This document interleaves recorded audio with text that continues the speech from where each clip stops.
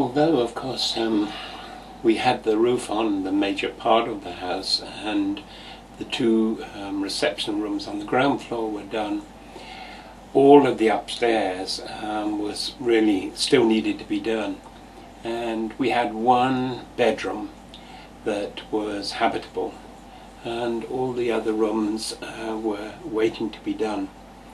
And as we didn't have the money and the resources to do them, we had to leave them alone and concentrate on running the restaurant, the hair salon, and all the other little bits and pieces that we had going on. The grounds were looking great, and they took a lot of time, as I've said before, to keep in hand. But it was a job that I personally loved doing, and part of the grounds had the most wonderful selection of trees, and it was an arboretum with some very, very special old trees, and people used to wander around the grounds and look at these wonderful trees. One of the things that I'd always been interested in, and from my youth, of course, I was used to singing in the cathedral choir, and I wanted to bring music into the house, and so we created a music club. And from this music club we used to do put on concerts and special events, particularly as we lived in Wales. We always had a concert on St David's Day, and we'd asked quite a lot of the local people to come and to sing and to share the celebration of St David's Day. One of the major things that happened, we created a 3-day music festival, arts and crafts as well. And I had some friends who lived in London, and they came down and supported us and created a music concert on the Friday night, and then on the Saturday they did master classes for local people, and then there was a concert in the evening from people who had done these master classes.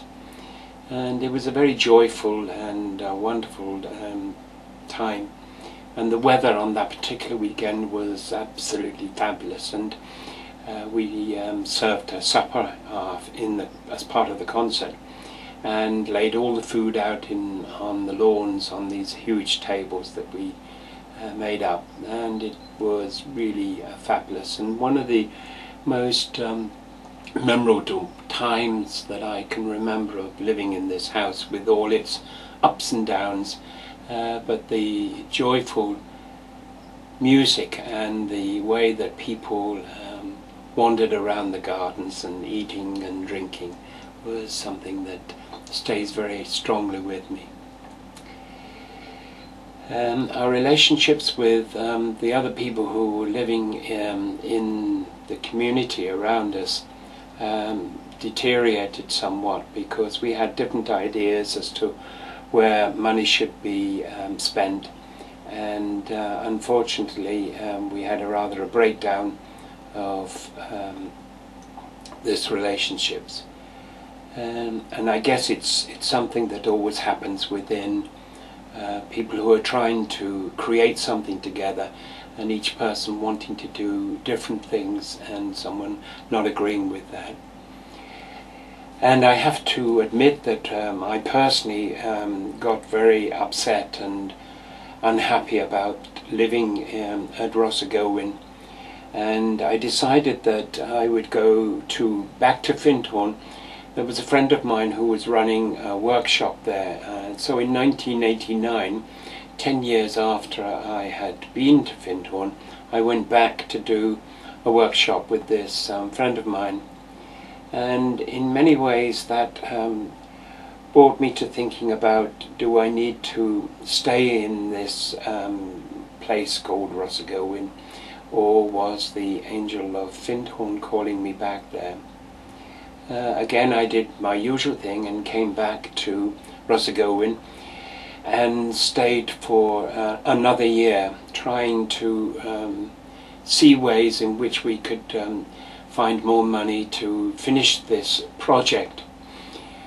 But by 1990, still nothing had really changed within the people who lived there with us. And I think that both David and I were totally exhausted after doing all this work. And he was quite happy to stay on there while I went back to Findhorn and to see how that life would be for me there. And I'll talk about that in my next video. And you'll see I've added some information about the concerts that we did, and also there'll be more photographs. So I'll talk more about the future then. So bye for now.